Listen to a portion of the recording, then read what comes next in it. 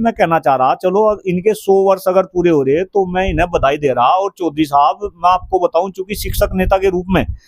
मैं पूरे पश्चिम उत्तर प्रदेश के अंदर सब लोग मेरा काम देख रहे हैं, और खास तौर से आरएसएस वालों की एक ब्रांच है विद्या भारती, और विद्या भारती के सबसे ज्यादा प्राइवेट इंस्टीट्यूट इस हिंदुस्तान के अंदर है। और मैं ये भी बात गर्व से कह रहा, इसमें कोई शिकवा नहीं कि जिस तरीके का वातावरण इन इंस्टीट्यूट का है, मैं ये कह रहा कि देशभक्त बनाने का काम इन इंस्टीट्यूट में हो रहा। लेकिन उनके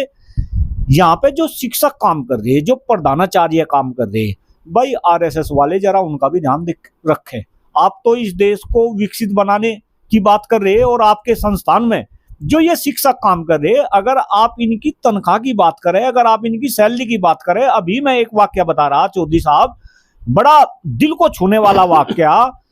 बुलंदशहर के अंदर एक प्रधानाचार्य जी रिटायर हुए, मैं नाम नहीं खोलना चाह रहा, उन्होंने करीब 22 वर्षों तक इन विद्या भारती के संस्थानों में काम करा, 10-12 साल वे प्राचार्य रहे, और अब जब वे रिटायरमेंट लेकर घर गए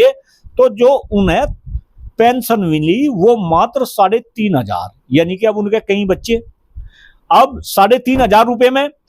कैसे वो अपने घर को सरवाइव करेंगे। और मैं तो खुले रूप से कह रहा, भाई जितने भी संस्थान हैं, आप वहां पे 15-15, 20-20 हजार रुपए शिक्षकों को दे रहे हो, और कहीं तो इतने भी नहीं, ये भी मैं ज्यादा ही बोल रहा। तो कहीं ना कहीं मेरा निवेदन है, आप अगर अपने आप को सबसे बड़ा संगठन बता रहे, आप राष्ट्रवादी संगठन बता रहे, क्यों भाई इन शिक्षकों का शोषण आप अपने संस्थानों के अंदर क्यों कर रहे? कहीं ना कहीं 100 साल पूरे होने पे मैं निवेदन कर रहा आरएसएस वालों से, कृपा करके आरएसएस प्रमुख जो मोहन भागवत जी है, वे भी इस बात पे ध्यान दे। मैं फिर कह रहा, आपके बहुत अच्छे संस्थान, बहुत अच्छा डिसिप्लिन, बहुत अच्छे बच्चे, लेकिन इन शिक्षकों के बारे में भी सोचो। इन शिक्षकों को आप सामाजिक रूप से, आर्थिक रूप से और राजनीतिक रूप से सशक्त करो। और मैं तो एक डिमांड और कर रहा जी, अभी मेरठ सहारनपुर मंडल में एमएलसी शिक्षक वर्ग का चुनाव लास्ट टाइम श्रीचंद शर्मा जी लड़े। क्यों भाई, ये आरएसएस वाले अपने विद्यालय से इतने बड़े बड़े शिक्षाविद आपके पास में है, आप इनको चुनाव लड़वा के इनको राजनीति में क्यों नहीं उतारते?